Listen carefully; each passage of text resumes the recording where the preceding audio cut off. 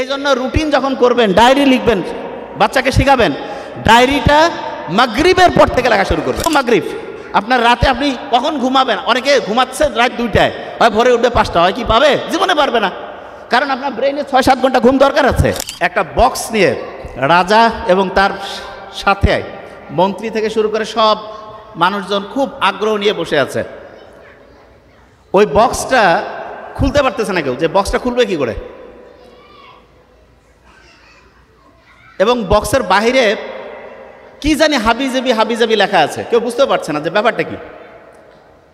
তখন হলো কি, একজন বলতেছে যে বিভিন্ন ভাষা সম্বন্ধে জানে, এই রকম খুব জ্ঞানী একজন লোক ওইখানে আছে। তা বলছে ঠিক আছে, ওনাকে ডেকে নিয়ে আসেন। অনেক কায়দা কানুন করে ওই জ্ঞানী লোককে বলছে যে রাজার রাজপ্রাসাদে সবাই হচ্ছে রাজদরবারে বসে আছে, খুব টেনশনের মধ্যে আছে, বক্সের মধ্যে কি আছে কেউ বুঝতে পারছে না, এবং বাইরে যে কি হাবিজাবি লেখা সেটাও বুঝতে পারছে না। তখন সেই জ্ঞানী লোকটা চলে আসলো। আসার পরে দেখে যে বক্সের বাইরে লেখা আছে, এই বক্সটা ভেঙে ফেলা যাবে না, ভেঙে ফেললে ভিতরে এমন উপাদান আছে যে সাথে সাথে ওই বোম ব্লাস্ট হইলে যেমন একটা বিল্ডিং উড়াই নিয়ে যায়, ওইরকম করে গোটাল রাজপ্রাসাদ উড়াই নিয়ে যাবে। বাইরে লেখা আছে লাল কালিতে সতর্কতা। তো ওই সময় এখন বক্স খুলবে কি করে? তালা খুলার একজন খুব ভালো লোক লাগবে, তালা খুলতে পারে এরকম একজনকে আবার নিয়ে আসলো। নিয়ে আসার পরে উনি অনেক কায়দা কারণ যান ধরপার করতেছে, হঠাৎ করে যদি হচ্ছে যে ব্লাস্ট হয়ে যায় তাহলে গোটাল রাজপ্রাসাদে নাই হয়ে যাবে। অনেক চিন্তা ভাবনা করে আল্লাহর অশেষ রহমত বক্সটা খুলতে পারছে। বক্স খোলার পরে দেখে যে বক্সের মধ্যে দুইটা, এই ধরবো কিন্তু, বক্স খোলার পরে দেখে যে বক্সের মধ্যে দুইটা চিঠি আছে। তো ওই চিঠি যে ভাষায় লেখা আছে সেই ভাষা, ওই যে বাইরে যে ভাষা ছিল সেই ভাষা।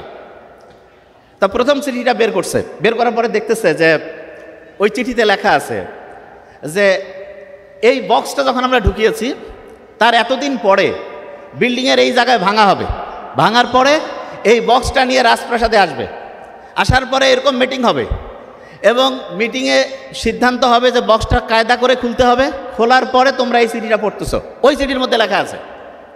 ওই চিঠি যখন সবাই পড়তেছে ভয় পেয়ে গেছে, কিরে বাবা, এত আগে বক্স ছিল, সেই বক্সের মধ্যে এরকম চিঠি আসলো কি করে?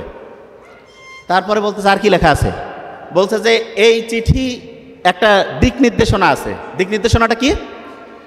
এই যে বক্সটা, সেই বক্সটা যেখান থেকে তারা দেয়াল ভেঙে বের করে নিয়ে আসছে সেইখানে আবার রেখে আসতে হবে, এবং তারা বলে দিয়েছে যে এই বক্সটা সেইখানে রাখার জন্য আবার দেয়ালটা আগের অবস্থায় নিয়ে আসার জন্য যত পরিমাণ টাকা পয়সা লাগে সেই পরিমাণ স্বর্ণমুদ্রা সেইখানে দেওয়া আছে। রাজা এই কথা শোনার পরে যারা ইঞ্জিনিয়ার তাদেরকে ডাকছে, ডেকে বলছে যে যেই জায়গায় যেই বিল্ডিংয়ে যে ডিস্টার্ব হয়েছে সেই বিল্ডিং ঠিক করার জন্য কত টাকা লাগবে ক্যালকুলেশন করে বের করো। ওরা সবাই খুব সুন্দর করে ক্যালকুলেশন করলো, করে হিসাব দিল।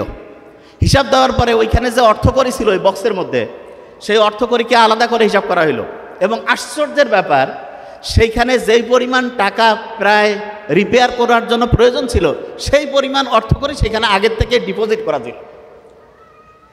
মানুষ তো অবাক হয়ে গেল, কিরে এই বক্সের মধ্যে কি এমন জিনিস যে আগে এত আগে দিয়ে রাখছে যে এতদিন পরে বক্স এরকম বিল্ডিং ভাঙবে, ভাঙার পরে বক্স নিয়ে আসবে, ওইটা আবার রিপেয়ার করতে যে টাকা সেইটারও অর্থ করে দেওয়া আছে। সবাই খুব কৌতূহল হলো যে আরও কিছু আছে নাকি। তারপরে দেখে যে ওই বক্সের মধ্যে আরেকটা চিঠি আছে। চিঠির মধ্যে কি লেখা আছে?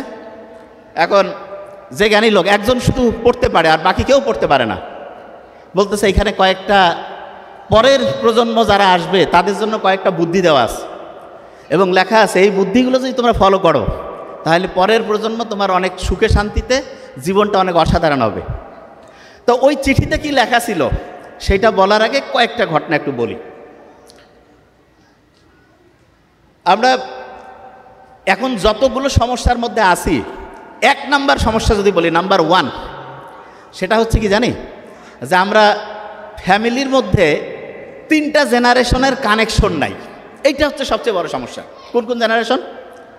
আব্বা আম্মার সাধারণভাবে বাবা মা যেটা থাকে, ওনার ছেলে মেয়ে, আর ওনার উপরে হচ্ছে দাদা দাদি, তার মানে দাদা দাদি বা নানা নানি, মা বাবা, সন্তান, 3টা জেনারেশন একসাথে থাকার কথা। তা 3টা জেনারেশনের একটার সাথে আরেকটা ঠিকভাবে কানেকশন না হওয়ার কারণে যতগুলো প্রবলেম এখানে আমার কাছে আসছে, সবগুলো প্রবলেম দেখলাম এই একটা জায়গাতে এর সমাধান আছে, জাস্ট ওয়ান, একটা জায়গা।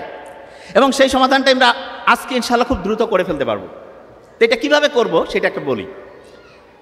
প্রফেসর আলেকজান্ডার বলতে একজন আছে, উনি হচ্ছেন 1970-এর দশকে দুইটা আলাদা আলাদা পার্ক বানিয়েছেন। পার্ক, একটা পার্কের মধ্যে উনি 2 রকমের বোতল রাখছেন, 2 রকম বোতল ধরবো, কিন্তু আমি দেখতেছি খোসর মোসর কে করছে, আমি ধরবো একটু পরে। 2 রকম বোতল আছে। একটা বোতলের মধ্যে মরফিন দেওয়া হয়েছে, মরফিন। আরেক রকমের বোতলের মধ্যে শুধু পানি, কোনো কিছু নাই। সবগুলো ইঁদুরকে এরকম বিভিন্ন 2 টাইপের বোতল ছেড়ে দিয়েছে, আর ইঁদুরগুলো আছে। কিন্তু ভয়ঙ্কর ব্যাপার হচ্ছে সবগুলো ইঁদুর মরফিনযুক্ত যে পানি আছে সেটা খাচ্ছে। মরফিন মানে বুঝছি তো, নেশা, 200% ডোপামিন ঘরনায়, ভয়ঙ্কর খারাপ। তা সবাই চিন্তা করতেছে তাইলে নেশা জাতীয় জিনিস শুধু মানুষ না, ইঁদুরও পছন্দ করে, ও খাইতে চায়। তা আলেকজান্ডার, প্রফেসর আলেকজান্ডার যিনি, উনি চিন্তা করতেছে ইঁদুর সবগুলোই দেখা যাচ্ছে মরফিনযুক্ত পানি খাচ্ছে, আচ্ছা দেখি তো একটু এক্সপেরিমেন্ট একটু চেঞ্জ করি, কি করব। আরেকটা উনি পার্ক বানিয়েছে যেখানে এইরকম 2 রকমের হচ্ছে পানির কৌটা রাখছে। এক জায়গায় আছে মরফিন মিশানো পানি, আরেক জায়গায় এমনি। কিন্তু এবার একটা ইন্টারেস্টিং জিনিস করছে, সেটা কি, ওইখানে ইঁদুররা যে জিনিসগুলো পছন্দ করে বলতে কীরকম, আরেকটা ইঁদুরের সাথে বন্ধুত্বপূর্ণ সম্পর্ক, এরকম বিভিন্ন ইঁদুর রাখছে।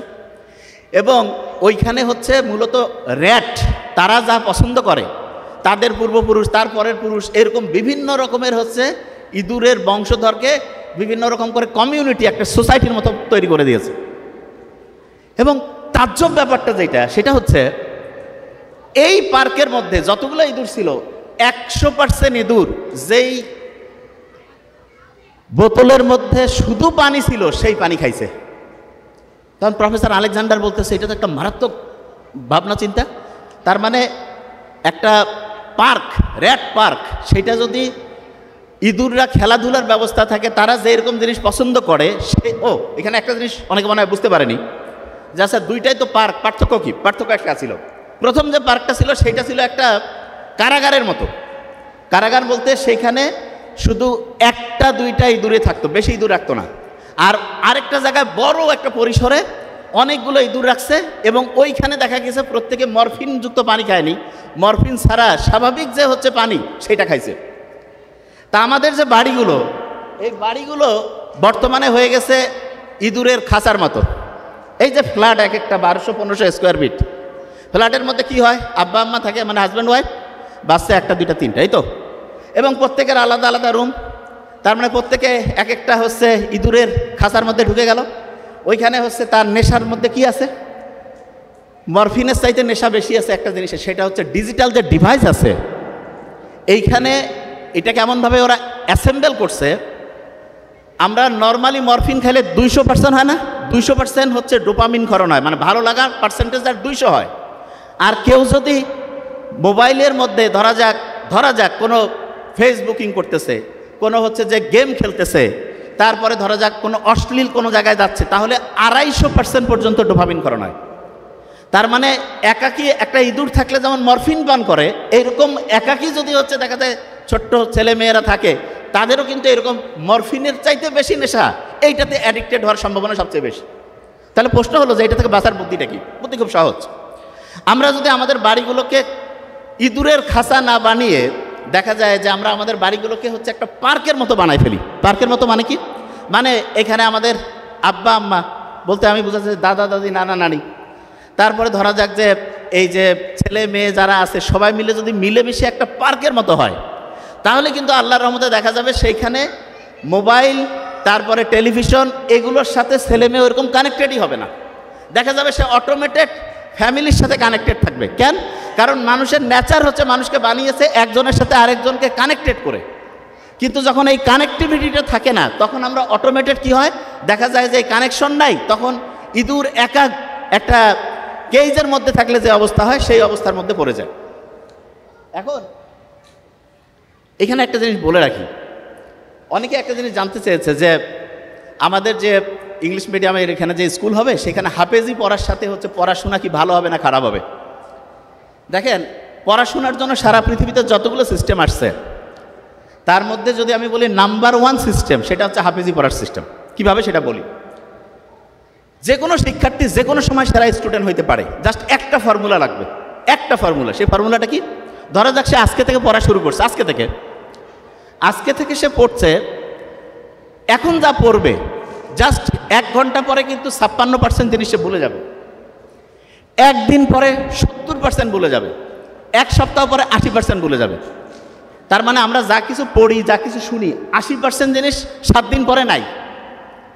অথচ কোরআন শরীফ যারা পড়ে তারা দেখা যায় যে গোটাল কোরআনের 30টা পাড়া একদম A to Z মুখস্থ না। তারা কিভাবে খেয়াল রাখে? কেউ যদি হাফেজি পড়াটা দেখে, দেখবে যে হাফেজিতে যারা পড়ে ভোরের টাইমে তারা একটু পড়ে এবং সকালে আবার একটু পড়ে, পড়ার পরে দুপুরের পর থেকে তারা রিভিশন দেয়, মাগরিবের পরে তারা রিভিশন দেয়, এশার পরেও রিভিশন। সারাদিনে যে টাইমটা তারা পড়ে ক্যালকুলেশন করলে দেখা যাবে 70% থেকে 80% টাইম তারা রিভিশন দেয়, 70 থেকে 80% টাইম তারা শুধু রিভিশন দেয়। এবং ইন্টারন্যাশনালি বলতেছে যে একটা স্টুডেন্ট অসাধারণ হবে যদি সে দৈনিক যে পরিমাণ টাইম পড়ে তার 70% টাইম সে যদি রেগুলার রিভিশন দেয় তাহলে সে অসাধারণ স্টুডেন্ট হবে। এবং একটা স্টুডেন্ট যখন হচ্ছে যে হাফেজি পড়ে তখন তার ব্রেইনের মধ্যে কিন্তু একটা আলফা ওয়েভ তৈরি হয়, আলফা ওয়েভ। এবং এই ওয়েভটা এমন, ধরা যাক আপনি নর্মালি একটা পৃষ্ঠা পড়তে আপনার লাগতেছে ধরলাম যে 10 মিনিট। আপনি যদি আলফা ওয়েভে পড়েন, আলফা ওয়েভ ব্রেইনের মধ্যে, তাহলে আল্লাহর রহমতে আপনার ওই পড়াটা 2 থেকে 3 মিনিটে হবে। তার মানে স্বাভাবিকভাবে একটা পড়া আপনি যেই স্পিডে পড়েন, আলফা ওয়েভ থাকলে তার থেকে 4 থেকে 5 গুণ বেশি স্পিডে আপনি আল্লাহর রহমতে পড়তে পারবেন। তাহলে যারা কোরআনের হাফেজিতে পড়ে তারা কিন্তু ব্রেইনে আলফা ওয়েভ তৈরিটা অটোমেটেড হয়। ওই যে আমি যখন কোরআন তেলাওয়াত আমরা শুনলাম তখন একটা ভালো লাগছে না সবার? কোরআন যখন শুনলাম কি কারণে ভালো লাগলো? কারণ কোরআনের আয়াতগুলো আল্লাহ এমনভাবে অ্যাসেম্বল করছেন, যখনই আমরা শুনি তখন ব্রেইনটা কুল ডাউন হয়। এবং ব্রেইনটা কুল ডাউন হয়ে গেলে ব্রেইনের মধ্যে প্রতি মুহূর্তে যে হচ্ছে বিভিন্ন ঢেউ আছে, ঢেউটা এমন লেভেলে আসে যেটার নাম হচ্ছে আলফা ঢেউ, এবং এই ঢেউটা ব্রেইনের জন্য খুব উপকারী। দেখেন সায়েন্স যে আবিষ্কার হচ্ছে, আপনারা দেখবেন কোরআনে একটা আয়াত আছে যে উটকে আমি কেমনে বানাইছি এটা কি তোমরা দেখবা না? উট তা কিছুদিন আগে আবিষ্কার হইল যে উটের যে চোখের পানি আছে না, এই চোখের পানির মধ্যে এমন এক রকমের মেডিসিন আছে যেটা প্রায় 30 রকমের সাপের যে বিষ সেটাকে নিষ্ক্রিয় করতে পারে। ওই যে রাসেল ভাইপারের নাম শুনলাম না, খুব আলোড়ন সৃষ্টি করছিল। সেই রাসেল ভাইপারের যে বিষ ভয়ঙ্কর, মুহূর্তের মধ্যে মানুষকে ধ্বংস করে ফেলে, সেই বিষকেও নিষ্ক্রিয় করার ক্ষমতা বিজ্ঞানীরা দেখছে যে উটের যে চোখের পানি সেটার মধ্যে আছে। আল্লাহ যে বলছে যে উটকে আমি কিভাবে বানিয়েছি সেটা কি তোমরা দেখবা না? কি অসাধারণ আল্লাহর কথাগুলো এখন বিজ্ঞানীরা দেখতেছে, যা কিছু বলে গেছে প্রত্যেকটায় সায়েন্সের সর্বোচ্চ লেভেলে। দেখেন একটা জিনিস বলি, এই যে একটা জিনিস লক্ষ্য করুন, মৌমাছি নিয়ে একটা সূরা আছে না কোরআন শরীফে? খাঁটি মধু কারা কারা খান? একটু হাত উঁচু করেন তো। প্রত্যেকে খাবেন, খুব উপকারী খাঁটি মধু। আচ্ছা, একটা ইন্টারেস্টিং জিনিস বলি, মধুর যে মৌচাক আছে না, মৌচাকে কিন্তু সিকিউরিটি গার্ড অফিসার আছে। যে ভাই আপনি কি করেন, এটা কি ক্যান্টনমেন্ট? হ্যাঁ, ক্যান্টনমেন্টের মতো। অনেকে বিভিন্ন কোম্পানির নাম নিতে চাই না, কয় যে পরিশোধিত মধু। পরিশোধিত মধু, বাপ মার ভালোবাসা যদি কয় পরিশোধিত ভালোবাসা, এটা কি হবে? ওইটা তো 100% অরিজিনাল, কিসের আর পরিশোধন করবে?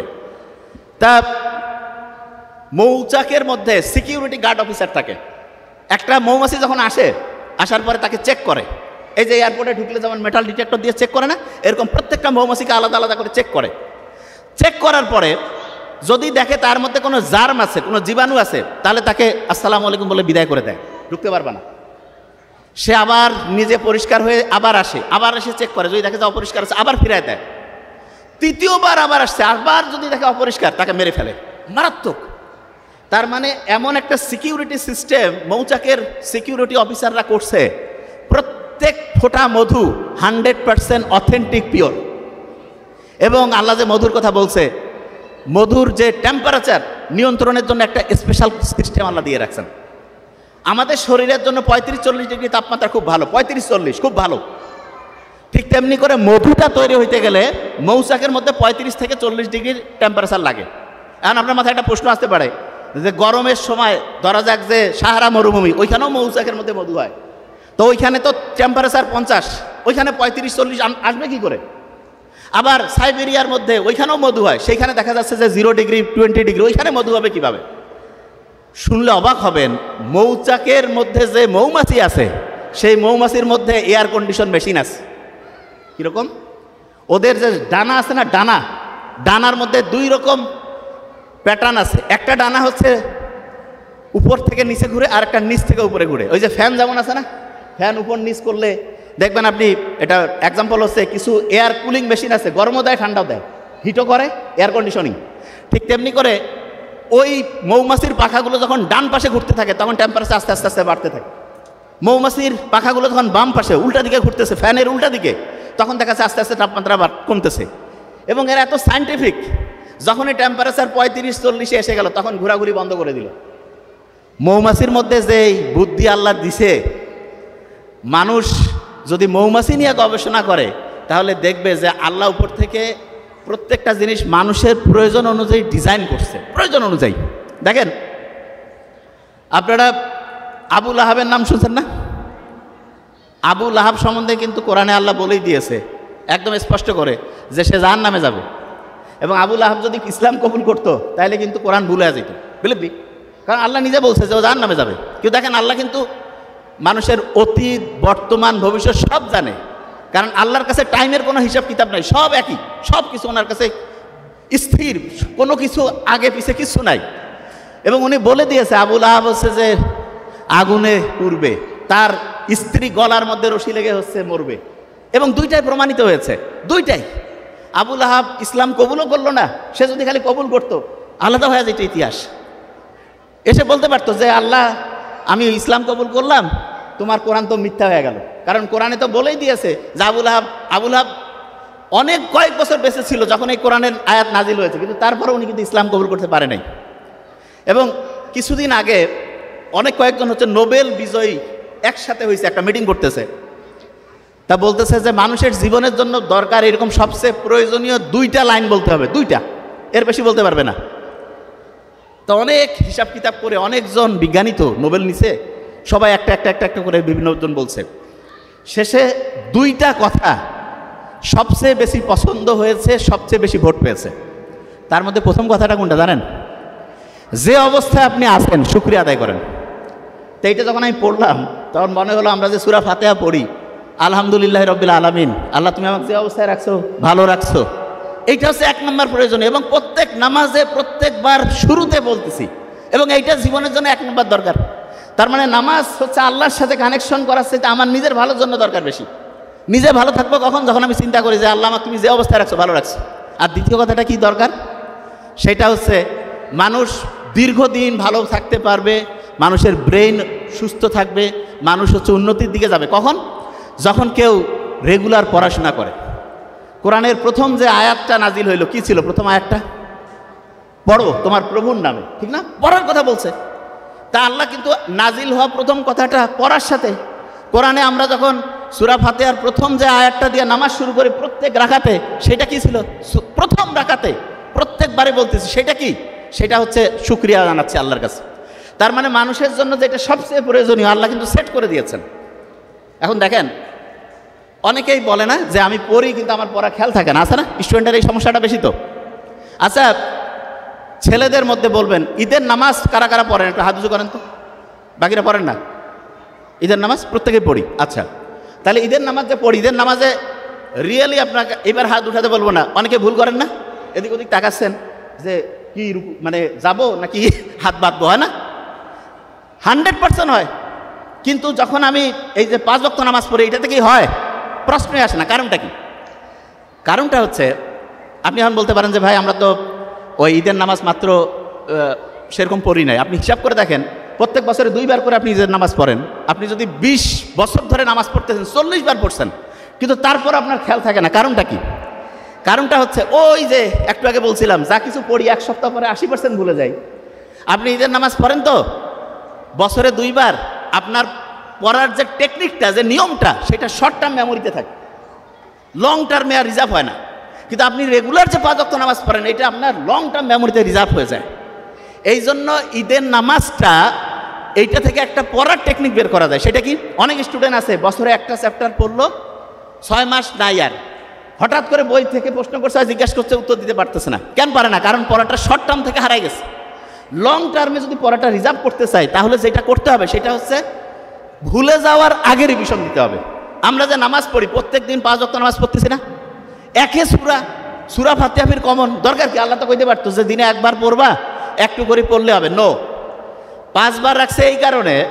দেখবেন মুহাম্মদ সাল্লাল্লাহু আলাইহি ওয়াসাল্লামের একটা হাদিস আছে, দিনে যদি 5 বার কেউ গোসল করে তাহলে তার শরীরে কোনো ময়লা থাকে না। না, আমাদের শরীর যত দ্রুত ময়লা হয় তার চাইতে দ্রুত ময়লা হয় আমাদের ব্রেন। যে কি কোন ভাই, ব্রেন ময়লা হয়? হ্যাঁ। এবং ব্রেন যদি ময়লা হয় তখন হয় কি, ডিপ্রেশন হয়, অ্যাংজাইটি হয়, ঠিকভাবে ঘুম আসে না।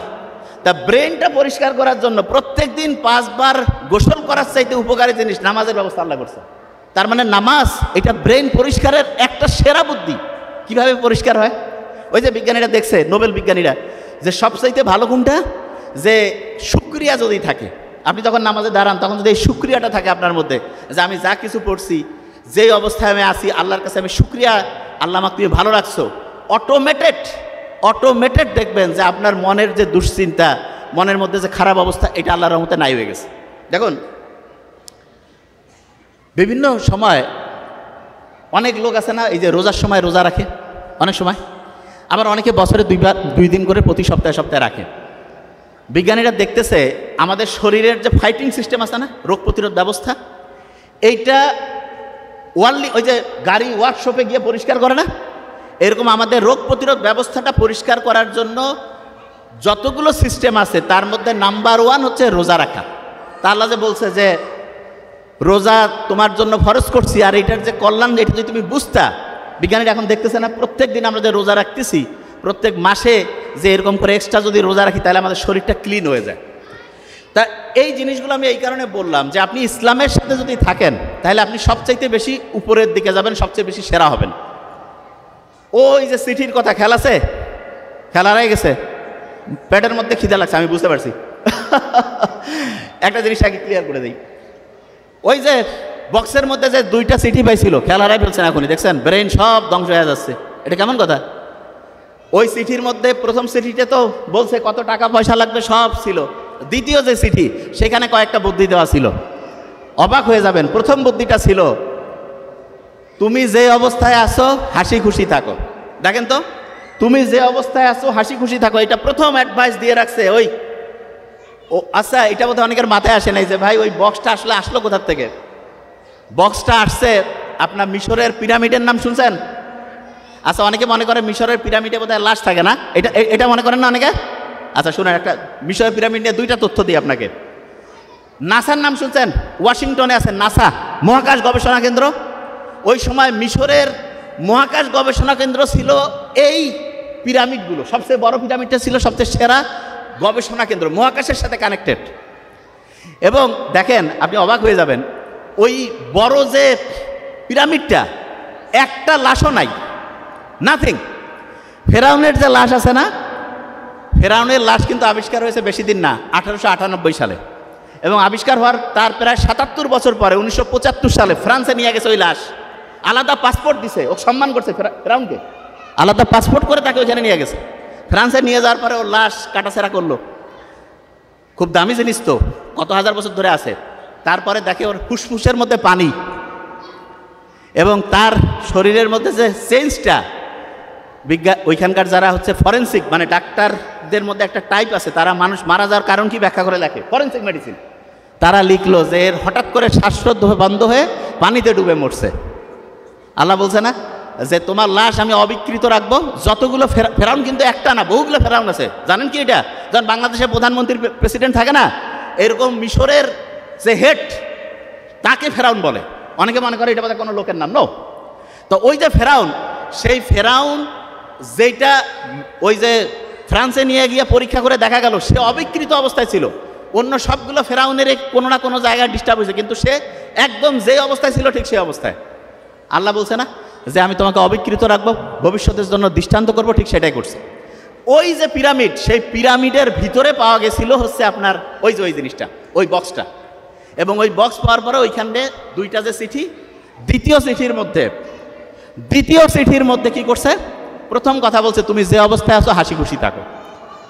এই যে নোবেল বিজ্ঞানীরা যে বললো মানুষের বেঁচে থাকা এবং ভালো থাকার জন্য সবচেয়ে দরকার, ওই কথাটা কি ছিল? এইটা না, যে হাসি খুশি থাকো, যে অবস্থায় আসে শুকরিয়া থাকো। দ্বিতীয় কথা কি ছিল?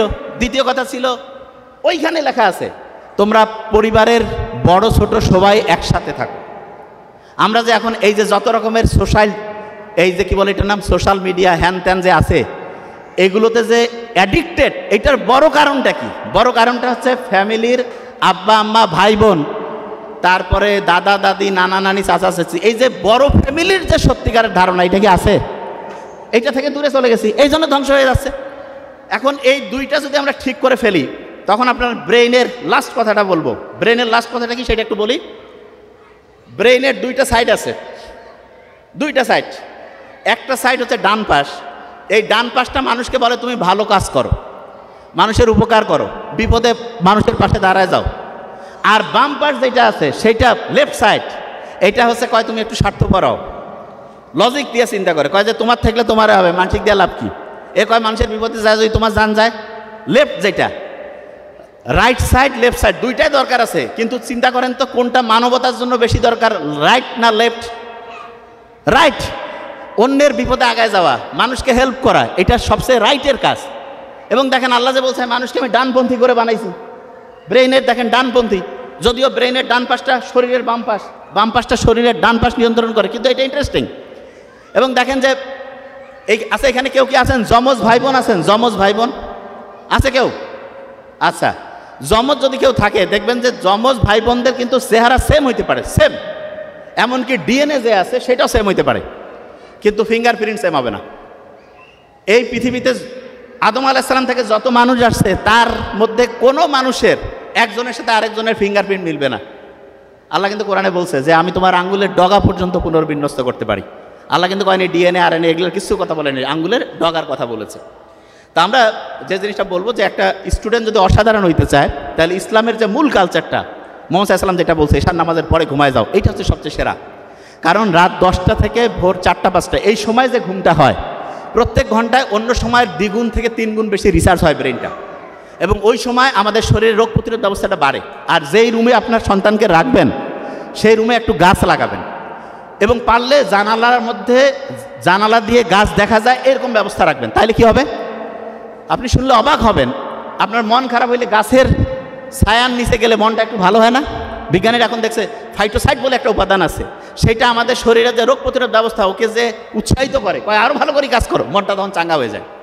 সূর্যের আলোর নিচে প্রত্যেক দিন যাবেন, গেলে দেখবেন যে সূর্যের আলোর যে সানলাইট, সেরোটোনিন ক্ষরণ হবে, মনটা চাঙ্গা হবে, কাজ করতে ভালো লাগবে।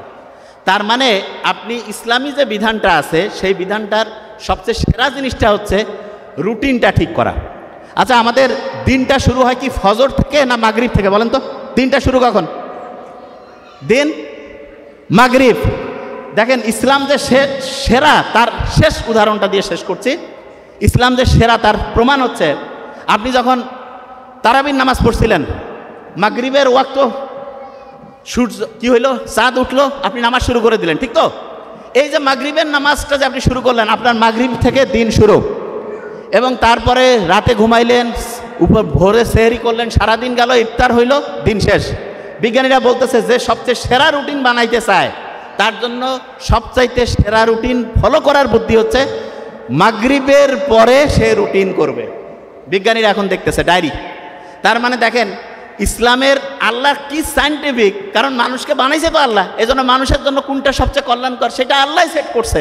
এই জন্য রুটিন যখন করবেন, ডায়েরি লিখবেন, বাচ্চাকে শিখাবেন, ডায়েরিটা মাগরিবের পর থেকে লেখা শুরু করবেন। মাগরিব আপনার রাতে আপনি কখন ঘুমাবেন? অনেকে ঘুমাচ্ছে রাত 2টায়, হয় ভোরে উঠবে 5টা, হয় কি পাবে? জীবনে পারবে না, কারণ আপনার ব্রেইনে 6-7 ঘন্টা ঘুম দরকার আছে। এই কারণে আপনি মাগরিবে রুটিন করে ফেললেন যে আমি 10টার মধ্যে ঘুমাই যাবো, ভোর 4টা-5টায় উঠবো, উঠে একটু পড়াশোনা করব, তারপরে দিনে একটু সূর্যের নিচে হাঁটাহাঁটি করব, বুক ভরে শ্বাস নিব, ছাড়বো, এবং সবসময় 2টা কাজ করবেন। একটা হচ্ছে অন্যকে হেল্প করবেন, আর 2 নাম্বার যেটা হচ্ছে সেটা হচ্ছে আল্লাহর কাছে চাবেন। বিজ্ঞানীরা দেখছে 2টা কাজ কেউ যদি করে, লাস্ট 2টা কথা, একটা হচ্ছে কেউ যদি সবসময় অন্যকে বিপদে হেল্প করে, আর যদি কেউ হচ্ছে রেগুলার প্রেয়ার করে, তাহলে তার ডিপ্রেশন, অ্যাংজাইটি এগুলোর কারণে মৃত্যুর যে সম্ভাবনা 30% থেকে কমতে কমতে কমতে 0% হয়ে যাবে। তা আমরা আশা করি প্রত্যেকে ইসলামের নিয়মগুলো মানব এবং অসাধারণ জীবন ব্যবস্থার মধ্যে চলে যাব। Thank you so much. আসসালামু আলাইকুম।